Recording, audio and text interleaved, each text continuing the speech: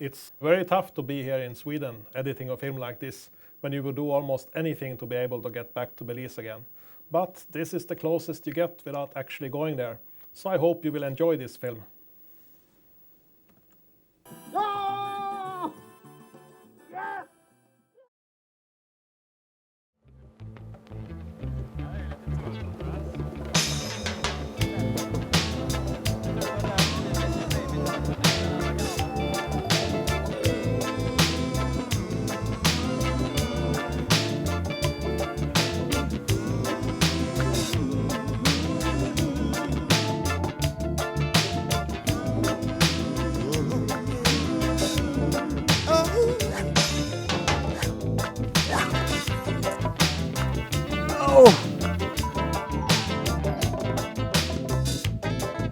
Cast again.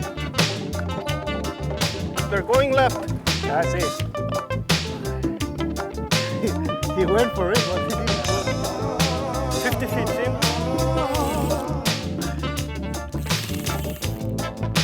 No rust go out. Oh!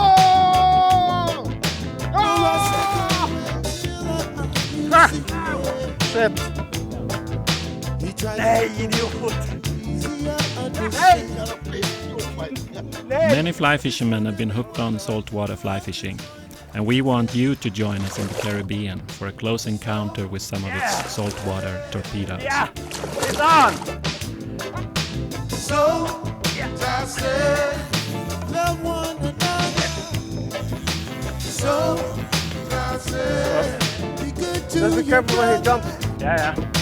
So, I said, oh, Coming up. oh, Shit! Whoa! Whoa! My God! He's a good fish.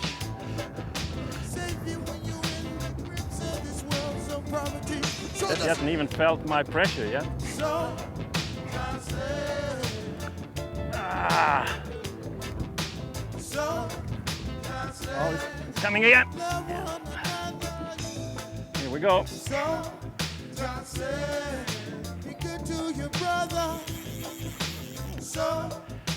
Turning.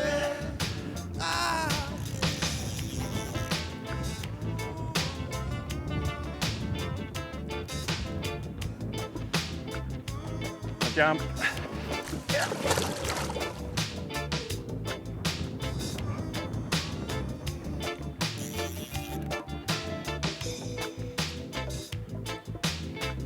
What's coming?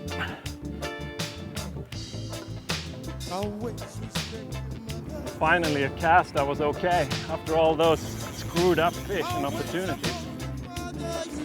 Oh. It's heavy. It really is a heavy fish.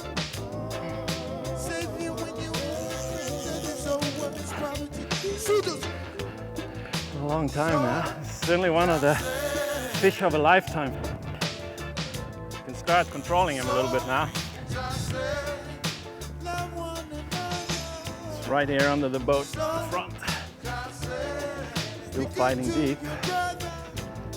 See, he's starting to turn his side. Not too much arc on the rod, otherwise it's gonna break. Yeah.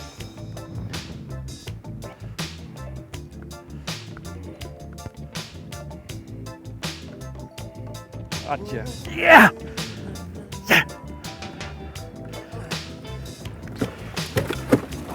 You're not going anywhere, my friend. My God. Look at this fish. He wants to go now. I gotta put him back. He's ready to go. So thank you, man. Oh, look at this guy. Wow.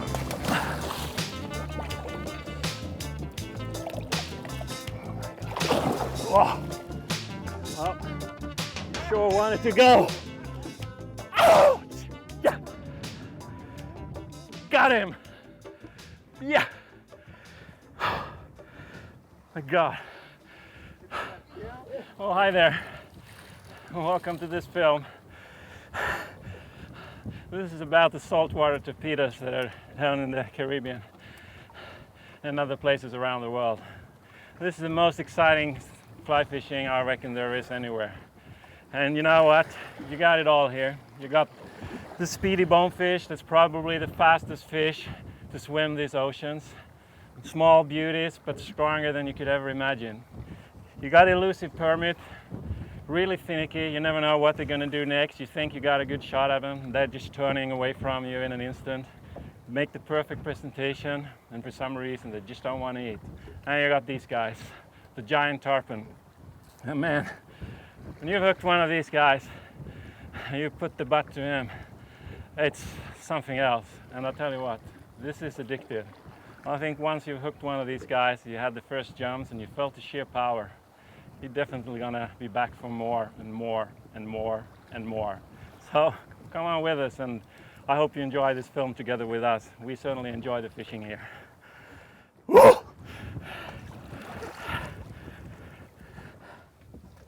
Oh shit! 10 white sausages in the water. Now you're clean, Leif. This is a small scratch from the gill plates. I was getting my hand under his plate.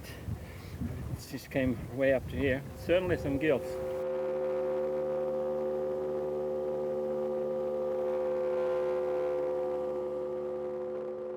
$50 feet, Sim. From the little dark spot about 6 feet to the right, Sim. Yep. I see him. Aye.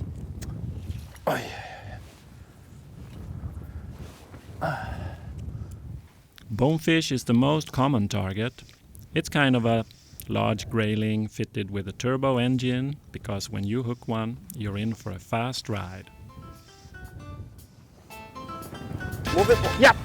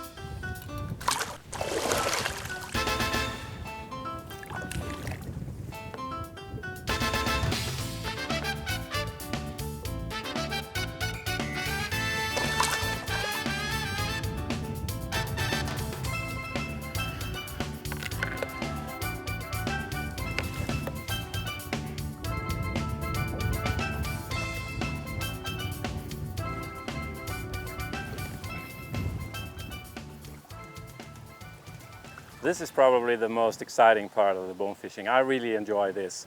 Now we're waiting on a hard flat, and I actually got out of the boat, and here it's more me and the fish in a way. I gotta be spotting the fish, and I'm gonna keep a low profile. I gotta be quiet, and it's kind of like stalking and really hunting down the fish here. And if you see lonesome fish, the battle is just between you and the one fish, and you got to make your tactics, and you got to make a good presentation, and sometimes just positioning is going to be so crucial to your success in this matter. I really enjoy this. I think this is great, and the waiting like this is comfortable, and you can easily spend hours without even thinking about that they're gone. So we got to walk out here and see if we can find some fish to cast here.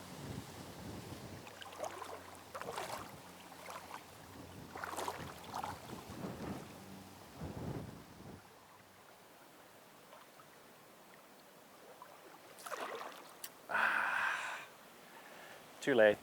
Well, that's what you get for talking too much and not concentrating on the fishing. These fish just came up too close to me, and before I even noticed them and I was raising my rod trying to make the cast, they had already seen me, so they escaped to the next flat. But anyway, we'll just keep on looking.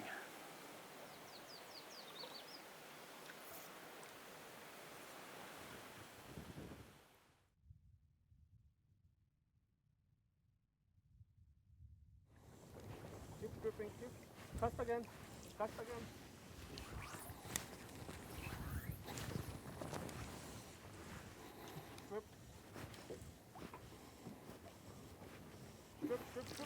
Yes.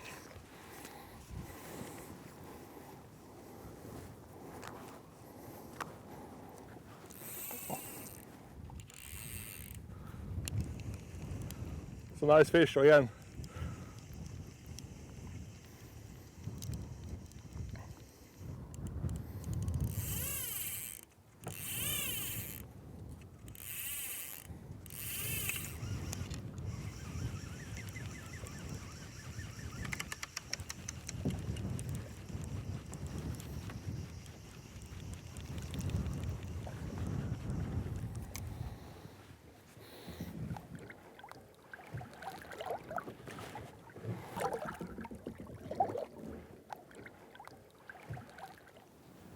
Right here, 7 o'clock, about 35 feet. Okay. Right where you see those little dark spots. Yeah. Another 5 feet.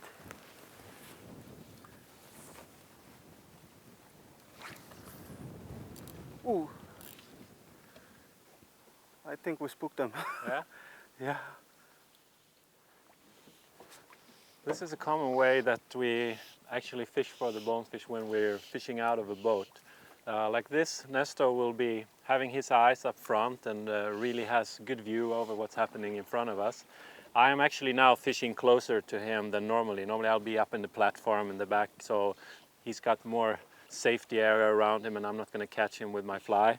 But right now I'm also gaining a few yards by being closer to him. If we're fishing up against the wind, those yards can be really crucial for me for a good presentation. And what happens is he's calling the shots. He's telling me if he sees the fish first, the direction that I'm going to cast in. 6 o'clock will be straight behind the boat, and then we'll go on 9 o'clock, 12 o'clock, and 3 o'clock. And he will also be calling the distance so that I know generally where to look for the fish. I try not to cast before I actually can see the fish myself, because it's too easy to spook them, just like I did right now.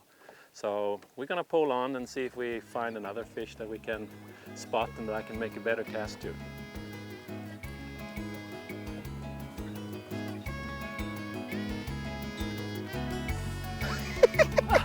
Keep stripping, keep stripping!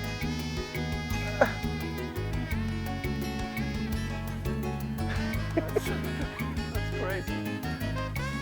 Cast again, they're still there. All right.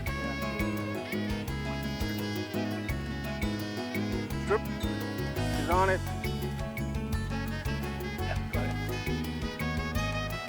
Yeah. Geez, there was some Put bad... it closer, put it closer. Cast again. Strip.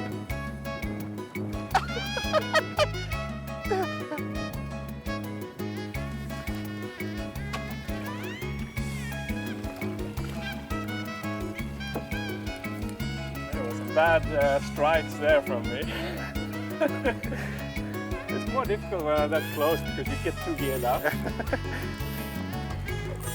And then you think, yeah, it's got it, so you just lift the rod, you do everything wrong. Yeah.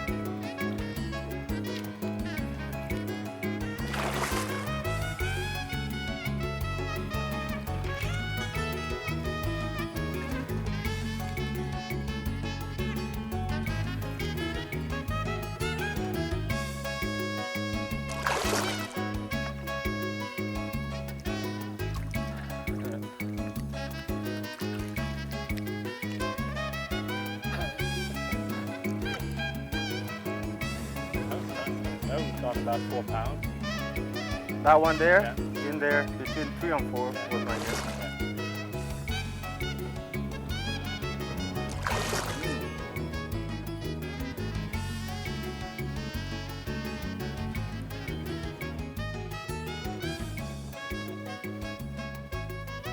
Perfect. Strip is on it.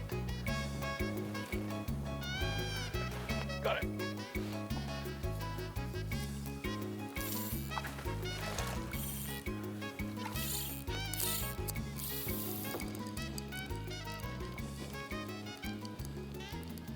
Oh, the school's coming back, see?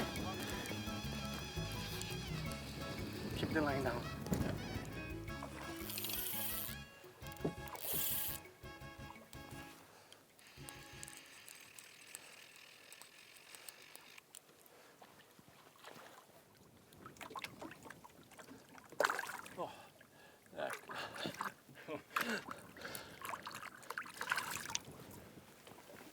Move it a little faster. Oh.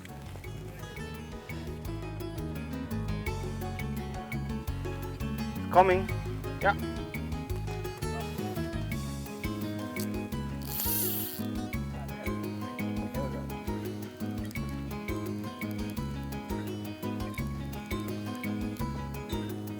Ooh, there's a big one right there.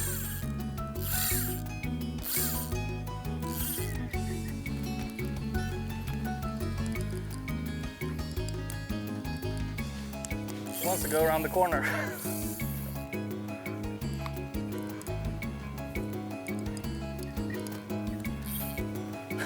He's going. He goes back again. Just let him run. I'm coming to you, Nestor.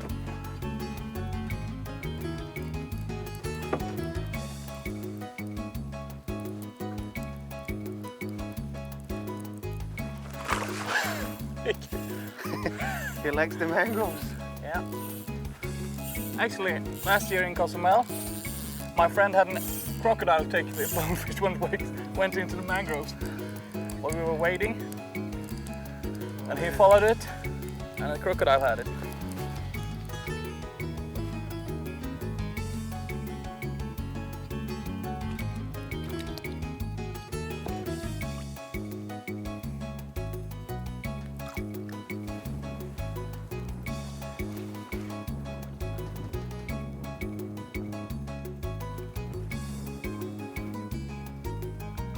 Perfect. Strip is on it.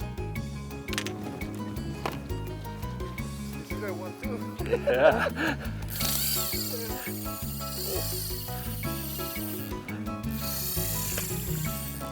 Yeah, flat. Coming back again.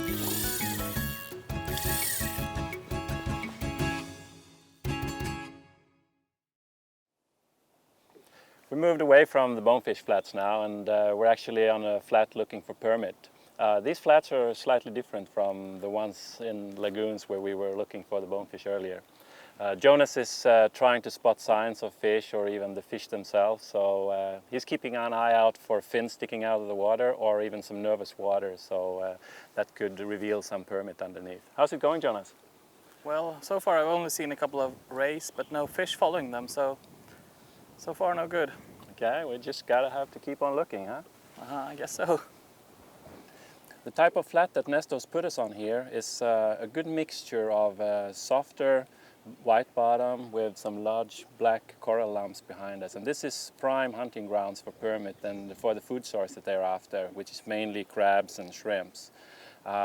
Why this place is good is actually because it's got the connection to deeper water behind them, so that they can actually follow the rising tides coming in onto these shallower areas and feel safe while they're hunting. And right now is a prime time to fish for them because we're, I think, just about approaching high tide right now. Right, Nestor? Yeah. What we're fishing right now is a shrimp pattern. The shrimp pattern is a little bit easier to work with, I think. It's something that you work a little bit more like a fleeing bait or something like that. So this shrimp, when we fish it, we actually try and put it really close to the school of fish, and we try to lead the first fish of the school by maybe 1 or 2 meters. That's about 3 to 6 feet, something like that. And you don't want to put the fly right in the school because they're going to just bolt for the horizon as soon as that fly is hitting the water. So remember, lead the fish all the time. And this nice little plop of the shrimp falling in front of the first fish will actually raise the attention of the school. And what you want to do with shrimp is you want to strip it with small, short, but really fast strips, which is imitating the fleeing swimming of a shrimp very well. With this type of a pattern, the fish is actually going to come in and eat it while it's in the water swimming. The most common fishing for permit and the ones that I think we all have been reading about and that people are talking about is the crab imitations. The crab is fished quite differently. When you fish with the crab, you want to do the same thing. You want to lead the first fish in the pod, make sure that the plop is only creating attention from the school and not scaring it. And as soon as that flies hit the water, what you do is you try and do one slow, pretty long strip like this. That is going to even further tell the permit that there's a crab that is trying to get away. What a crab does that is chased by anything is it's going to go down towards the bottom. And because it's such a slow creature, it doesn't have any chance at all of outswimming any of the fish, the predators that are in the water. So it's going to sit on the bottom and try and just be as still as possible and camouflage itself on this bright bottom. The permit is going to react as follows. He's going to come in after the crab. When the crab's slowly sinking to the bottom, he's going to follow. And when he follows, he will actually tilt forward. And when you see a fish tilting really strongly forward towards the bottom, that means that he's very, very close to or has eaten the crab. And what you don't want to do in that situation is you don't want to do the traditional trout strike. That's going to pull the fly out of the fish's mouth and even scaring that fish so it don't come back on your fly at all. The strike will be a slow strip strike, and if you feel that there's tension, that there's something there, then you can actually hook up and hook the fish properly with a rod.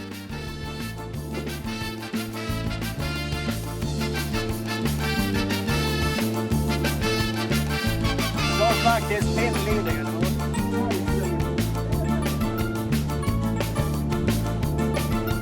I'm going to do it very, very slow. Yeah, okay, very slow.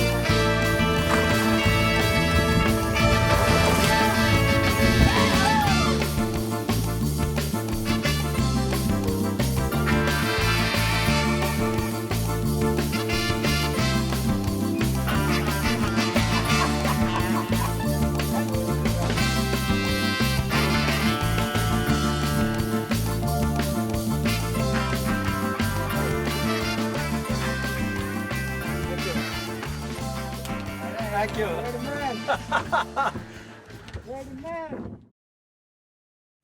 Something biting on the fly. It's ladyfish.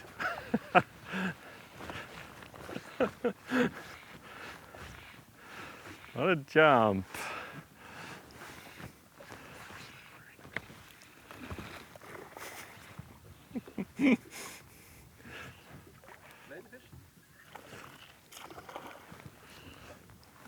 Occasionally, you'll hook another fish than the one you're after. And often, you don't even have a clue as to what you have caught. But this time, it's a ladyfish.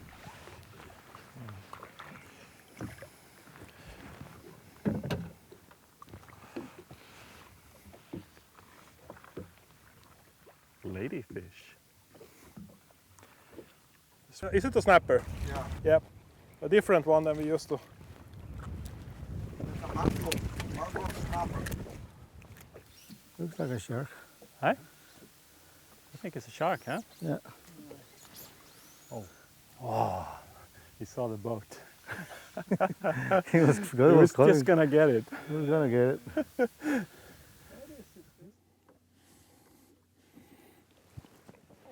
A ladyfish for a bachelor. Right here, Sim. I got one. He has one. No, that's not a permit. The permit are right there, see?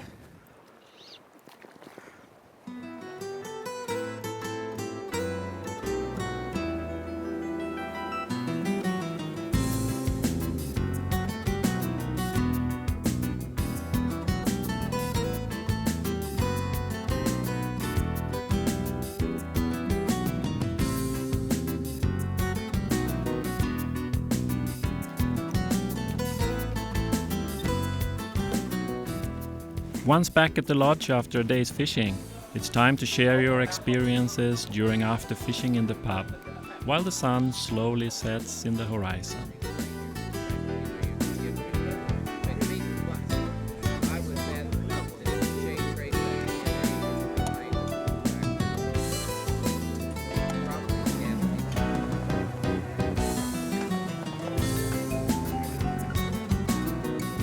At least one night during the week, you just have to sample the nightlife in San Pedro. But remember, there's another hard day of fishing early tomorrow morning again.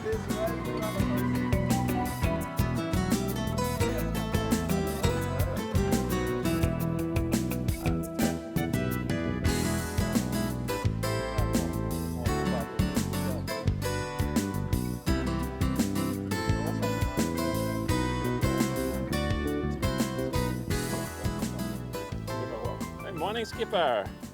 How are you? Very, very good. And you? You got your coffee? I got my coffee. So you're a happy guide. Yeah, I was happy with my coffee. Morning, Good, Nestor. man. Nice to meet you. Rods? Yeah. Thank you, man.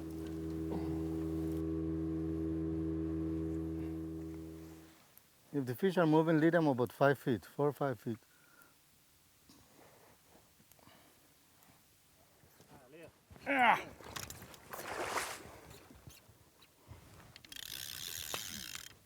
Tarpon is the real king of the flats, cruising them in search for food. Yes! He's a hard fighter, and even small baby tarpon offer true aerial acrobatics.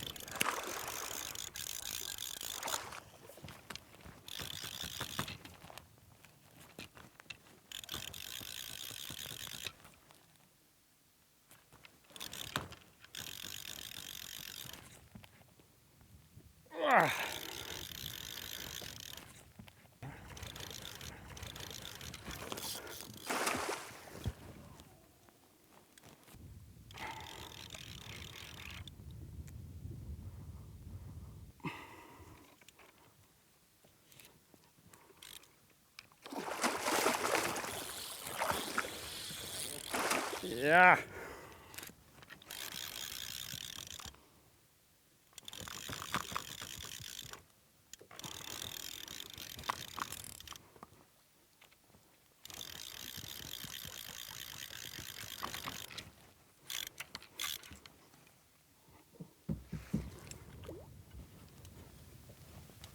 It's ready? Yeah. Put the head up.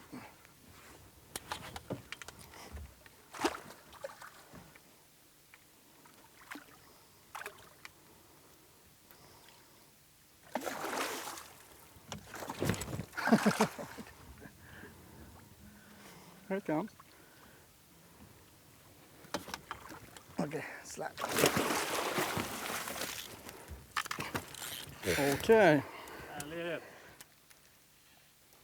Right now we're doing the fishing that I think is the most exciting fishing there is anywhere. We're in quite a shallow area. The depth would be between 1 meter, maybe 2 meters, and it's crystal clear water. We've got cruising tarpon of varied sizes actually. Probably the smaller fish would be around the 10-pound mark, and the bigger fish would go 80 pound. And the thing that makes this fishing so exciting is that you actually can see the fish far away as it's coming into your area where you actually have the visibility all the way. You can depend on Sonoy a lot because he's going to put the boat in a really good position for you to make your cast. You can see your cast land, you can see the fish's reaction to your actual presentation, and you got to watch the fly very, very carefully, and you see everything. I mean, you see the fish open its mouth, you see when it's time for you to strike and hold on, and tell you what, it's breathtaking. I have a problem right now even talking properly because of the excitement that we're actually experiencing here. We got fish all around us, and they're coming in schools, they're coming in singles, and it's something I can feel. I'm shaking, and my legs are also starting to shiver a little bit, and this is really what this fishing is all about. You know, there's other kinds of tarpon fishing you can do. You can fish for rolling fish in deeper water. You can fish in channels where you actually anchor the boat, and fish also for rolling fish, and also fish that go a little bit deeper. But the visibility of this fishery just beats it all. And I think one of the important things here that we're actually trying to pay attention to is the fly. I'm actually using a fly here that is not too hardly dressed, doesn't have too much epoxy.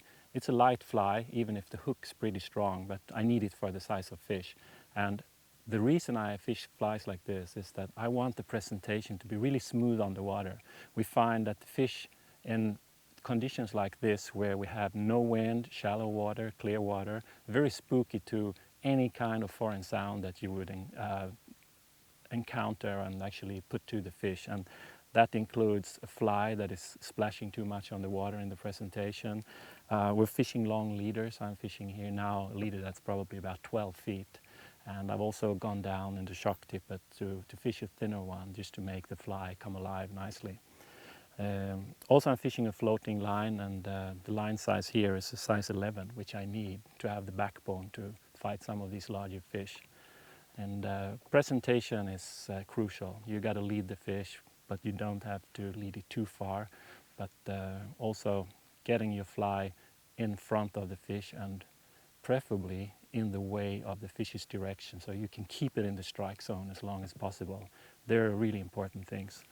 Sonoy is doing a great job back there. He's really positioning the boat in just the right areas to intercept the fish, and I'll tell you what, he's back there, but his eyes are just like falcons. I just don't believe how he can see fish so much further away than I can, being up here on the platform. So your guide is really the key to success here, and he certainly put us in a great spot. And right now I don't have so much more to say. I got to go up here and fish, man, because this is really exciting, and I got to keep an eye out for the next guys coming around here in the water. Just saying, it was starting to feel dangerous. Yesterday, by this time, we could see him on the surface. Yeah? In the morning, he was going down. Yeah. In the morning, we said, go, take it across the bow. Okay. Across the bow. Yeah.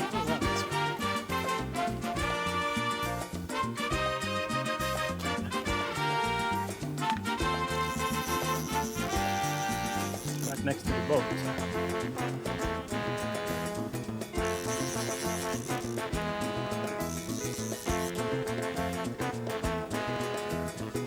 Certainly gave the pulse a bit of a rush. It's coming up. Fish. It's not far away. It's just a meter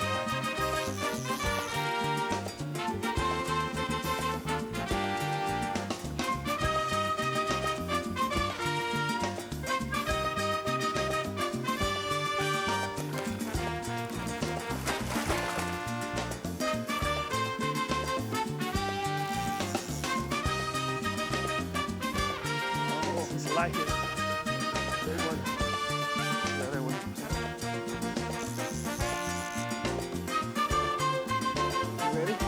think so. It's starting to show the side a little bit. It's right next to the boat. Am I too light on him?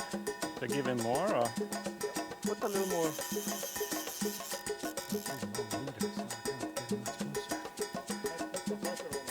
Yeah. Is that a sinking line? That's an What's that? No, that's this is the Oh intermediate. no, it's a shark. Oh yeah.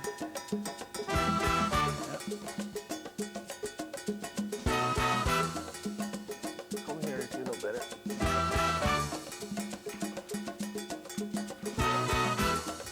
Take it down.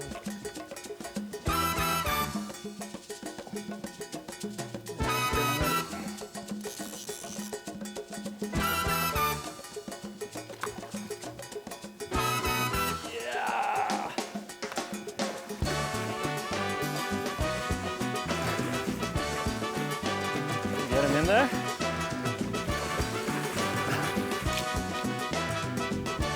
That's it.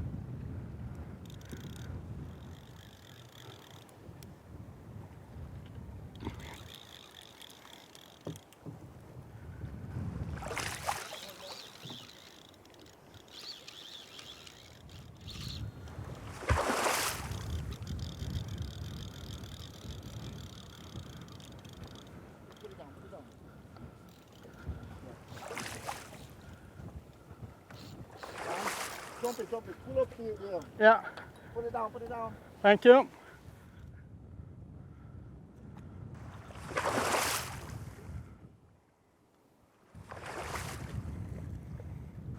Ah! Shit. I hold him too hard. It actually broke the leader in the front. Yeah.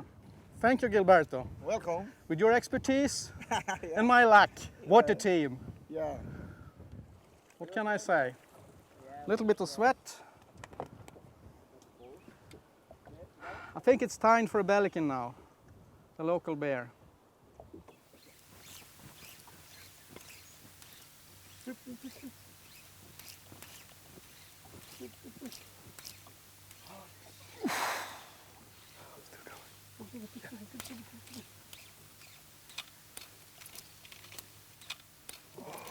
It's a big fish.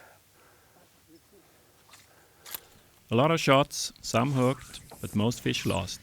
That's statistics of a full week of tarpon fishing. But hey, that's okay, when even a lost fish offers unforgettable memories. No. Don't use the rod, don't use the rod. It's on.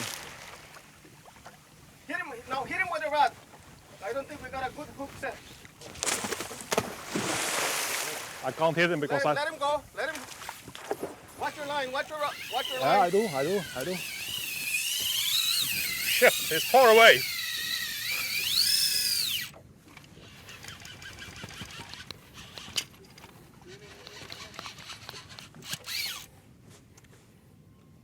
Remember when he jumps, point the rod. Yep, I know. Bow, bow, bow.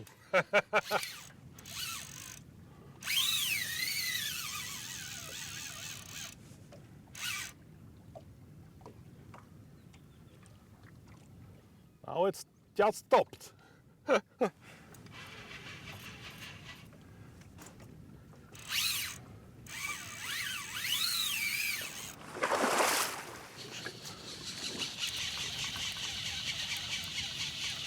sure your line is going good in the reel, evenly. Keep reeling, keep reeling, keep reeling.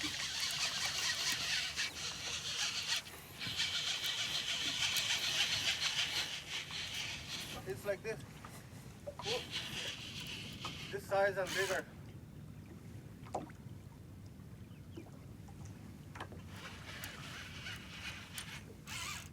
Put the rod this way, see? He goes that way, yeah. Yep. Always find the angle until.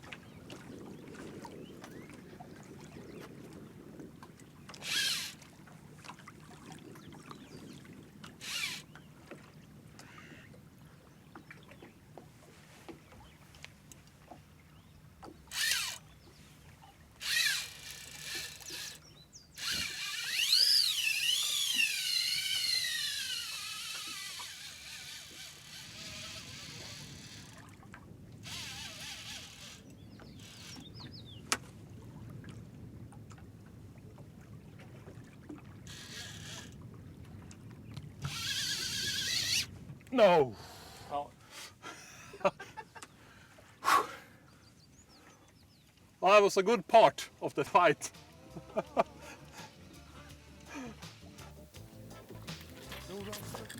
Yeah, I got him. Keep it tight, keep it tight.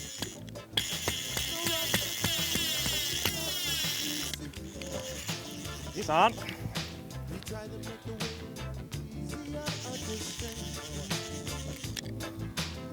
Yeah.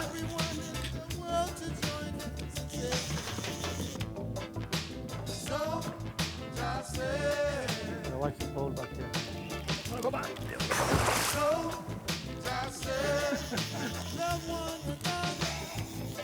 Oh. Sorry. Be good to your brother. So I said, oh yeah. Always respect your mother. Always uphold your father, you see, yeah. They Right. make the way. Drop us back in just a little bit, then I can jump in the water. Save you when you in the grips of this world, so poverty.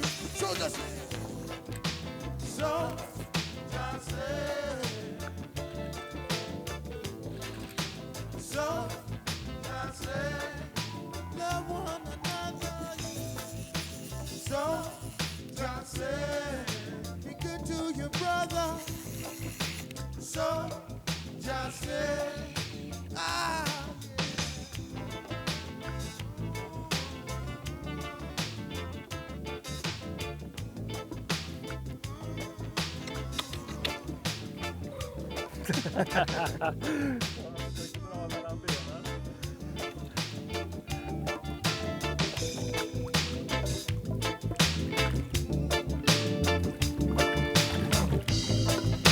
Always respect